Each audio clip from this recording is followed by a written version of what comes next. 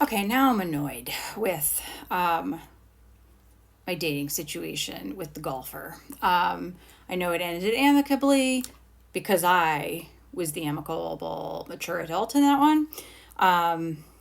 But anyway, this is a delayed reaction to it. So I am guilty of, remember, I think they still say this phrase. I don't take it quite literally every time, but like sometimes to get over one person, you need to get under another one. Now I don't take that literally. I'm not like out like sleeping around now. I've probably done that a few times before, but like I do have a habit of like when one thing doesn't pan out, I make sure I am on a date with somebody new like within a week. I have to like make sure that that happens. And so true to form, the golfer and I like ended things on like Friday and then finally Monday. And then tonight I went on a date. Very last minute, but at any rate, let's just in contrast, like perfectly nice guy, like interesting, two in a row now, consistent, thorough, takes initiative. So I'm learning that that is not like a bare minimum. That is an expectation that I'm going to have of everybody. But it doesn't mean that they're all like super like sexy and compelling. So I kind of was like with the golfer, I was like, ooh, like this like raises the game. Like this makes somebody like hotter than my usual. And so I thought, okay, well, if I keep, maybe like dating people that have that particular quality, they'll all be like super hot to me. No. And I try to tell myself that like that sort of thing can grow because it did with the golfer, even though that was a very short period of time. Like every time I saw him, things grew.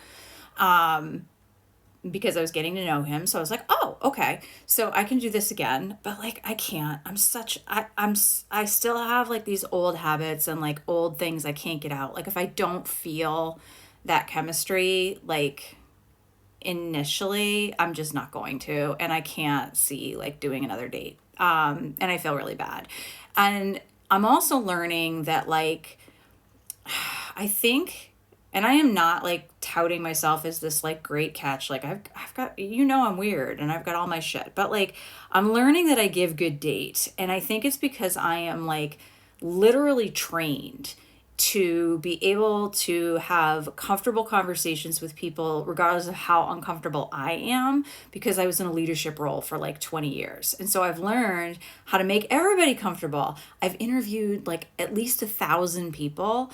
And so I can go on a date and I can make it comfortable, even if I'm uncomfortable. Like I can make it very easy, and I'm very sociable and talkative and funny, and I have lots of things to keep the conversation going. And so I definitely understand where I give off like this super like positive, like light energy, and it's very attractive, I think. And again, I'm not like being arrogant. I'm just saying like this particular energy I give off it's attractive. Like every date I go on, usually the person wants another one even if I don't. And that's sounds terrible considering how much I complain about dating. It's really a lot of times it's more that I can't find what I want, less that I'm not fulfilling somebody else's needs. Even though I probably, if these things went longer term, they might find things about me that they don't, find compelling. I mean, the golfer got to that point pretty quickly.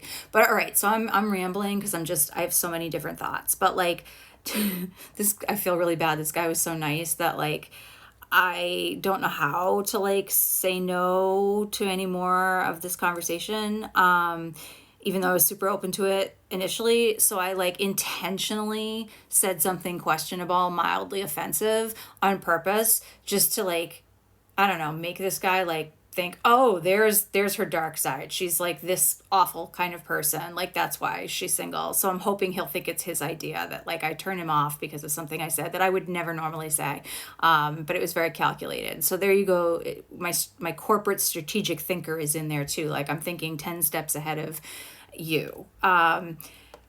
So anyway, here's what annoys me with like the golfer situation. And by the way, like I'm pretty much over it. Like, this is more just an annoyance, but like, if you're not sure, I mean, you shouldn't be sure. You shouldn't be sure that early on. But if you're not like thinking quite as seriously as you're purporting to be, don't tell me that you're recognizing what kind of jewelry I wear. Don't like add my birthday to your calendar. Don't be like wifing me up in your assessment. Like, all those things were happening, like talking about like the friends and the family engagements and the things that were coming up that I might be attending. And again, paying attention to my jewelry, looking at my tiny little fingers and like clocking my ring size. I did not make that up. That happened. That happened. Making sure I was comfortable in his home, like go into the fridge, take whatever you want, wear my clothes, do all these things, right? Like, I'm not making this shit up. Like, this was, I definitely get bought into like the romance and the whirlwind and like the belief that like at this age, something could happen very quickly because I think we all have a much better idea of what it is we want. But I'm not stupid. I'm a realist. Like, I'm not going to like get that carried away. It's just that I could see the potential for once.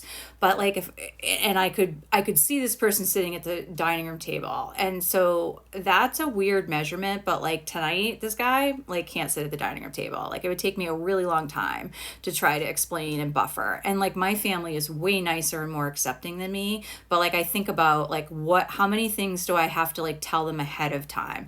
Like with a golfer, and this is not a criticism. I actually was really proud of him for this. And like, this was one of the things I respected most about him. He is a recovering alcoholic and he has a really strong program. And like, I really, really respect him. Like, that is not a deal breaker for me. Like, to me, that was kind of like, okay, you know what your shit is. You've dealt with some dark stuff, but you have been like years in dealing with it. So like, you have really strong self-awareness. And that is where a lot of his emotional capacity came from. So like, for me, I actually really admire that. But I have to think to myself, okay, like if I have this person over for dinner, I just have to tell my family, like, go eat, and they're not big drinkers, but like, I just have to like buffer that. So that was something that was already on my mind, but like, that was probably it. I probably also had to like warn them that he was a little bit of a moderate, which would have been fine with like 2 people at the dinner table, but not at least 3, maybe 4 of us, but we would have handled it because we're graceful people. But I'm just fucking pissed. Like, why be so open about like your thoughts about like the future and the fact that I know you were wife assessing me, and like, just have things go the way they did, which honestly were great until like the last 20 minutes we were together. And I'm not going to discuss what came before that and like what happened after that, but it was like a complete 180 of a behavior to the point that like this person that had been playing me his favorite song in the car and like holding my hand and like showing me around town and like making sure I was comfortable with like, I don't know where he might potentially want me to live. Like, that's how like where he was going. He went through all his list of like things he needed me to know just to make sure that they weren't deal breakers. And like, I was like, nope, that doesn't bother me. Nope, that doesn't bother me. Nope. And so like, he went through his whole inventory. This guy was like totally in, and then he wasn't, to the point that like I walked out on him. And like, that is like, I just was like, I have had it with you. And he's like, do you want your leftovers from dinner? And I'm like, no, I'm not hungry. And then I just walked out and like let the door slam behind me. And then I'm the one that like came home and was like, okay, I'm sorry for the cold ending. Like, this was a good thing, da da da da da da da. And like, I'm the one that put all the amicable on it. So I'm just like fucking annoyed that like, this is so hard. And like, what am I supposed to think? I can't believe anybody, even the guys that are like almost perfect and check the box, are still fucked up. And I don't know how to understand it. And so thank God tonight, at least I had an escape route because like I had plans after dinner. So like I didn't have to be like awkward and be there for 3 hours. So I was able to be like, okay, it's 8 o'clock. I got to go do this other thing. And so I went and stopped and saw this band real quick, and then I popped out of that because everybody in there was like 20 years older than me. And so not my crowd. I am trying, I'm trying to keep myself out there. I don't have a job, so like, yes, one could say my relationship, my love life is becoming a job, and it needs to, because I've ignored it for 30 years.